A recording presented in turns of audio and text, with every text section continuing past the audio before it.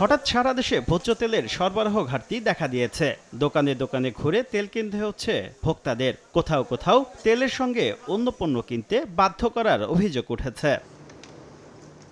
এমন পরিস্থিতিতে রোববার দুপুরে সচিবালয়ে ভোজ্য তেল উৎপাদক ও পরিবেশক প্রতিষ্ঠানের সঙ্গে বৈঠকে বসেন বাণিজ্যমন্ত্রী। প্রায় 2 ঘন্টার বৈঠকে ভোজ্য তেল আমদানি, বাজারে সরবরাহ পরিস্থিতি এবং দাম বাড়ানোর বিষয়ে আলোচনা হয়। বৈঠকের বিরতিতে বাণিজ্যমন্ত্রী জানান, বাজারে কিছু কিছু ব্র্যান্ডের তেল কম সরবরাহের সত্যতা মিলেছে। শান্তিনগর এবং কারণ বাজারে গিয়েছিলাম, সেখানে অনেক দোকানদার আমাকে অভিযোগ করেছেন যে রূপচাঁদা এবং তীর এই দুইটা ব্র্যান্ডের কমতি।